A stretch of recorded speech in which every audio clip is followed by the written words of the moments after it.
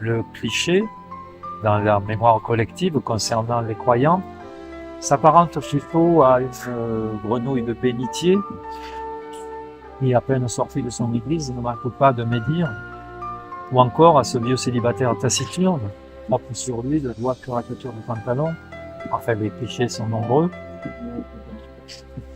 C'était également ma vision des catholiques. Je les voyais comme des personnes soumises, dénuées de caractère, un jugement a priori. Cependant, totalement erroné. La réalité est bien plus nuancée, notamment depuis quelques décennies, grâce à l'accès des chrétiens aux Écritures saintes, ainsi qu'au dynamisme des nouveaux mouvements, notamment charismatiques. La réponse que j'adresse en général à mes interlocuteurs qui s'interrogent, est toujours la même. Je n'ai jamais été pratiquant ni croyant, jusqu'à mes 47 ans, date de ma conversion. Et depuis cette date, je suis devenu, pour mon plus grand bonheur, très pieux. La lecture des textes bibliques est mon quotidien, la prière également, les sacrements hebdomadaires, etc.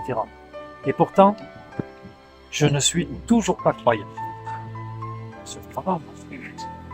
Plus précisément, je n'ai plus besoin de croire, au sens où je vis une expérience de vraie relation avec l'invérité de Dieu.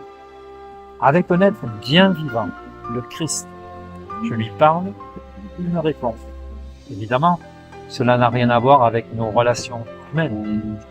Je dirais que c'est beaucoup plus fort, plus vrai, plus sincère.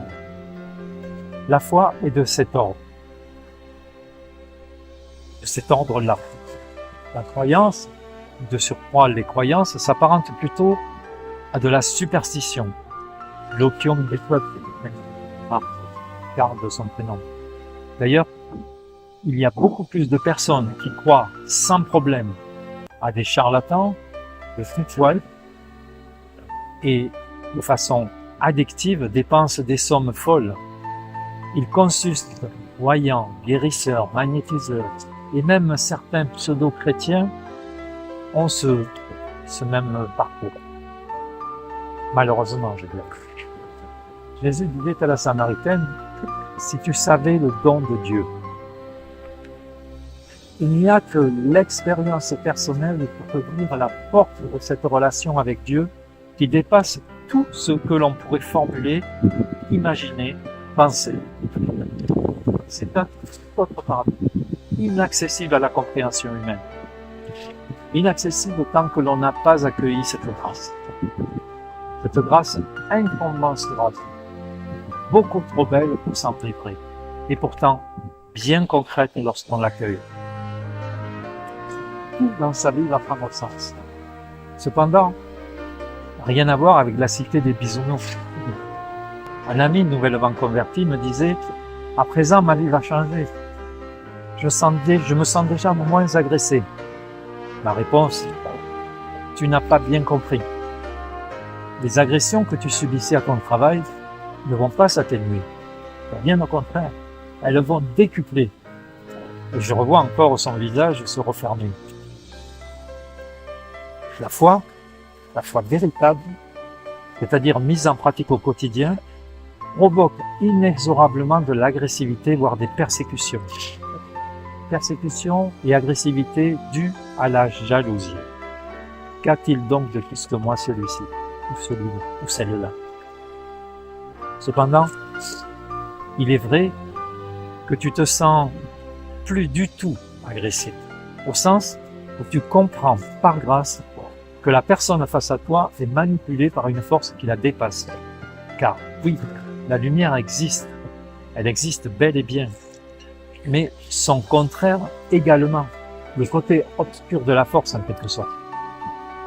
Sans la protection divine, tout être est particulièrement vulnérable et soumis à l'insu de son plein gré à des forces que je qualifierais sans la moindre hésitation de profondément maléfiques.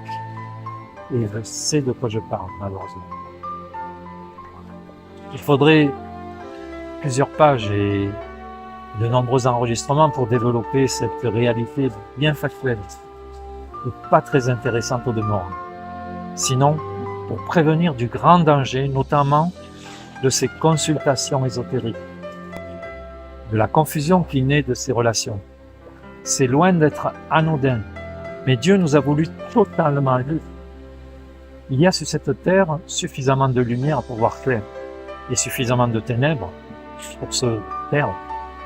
À chacun de faire librement son choix, à chacun également d'en assumer toutes les conséquences en lui.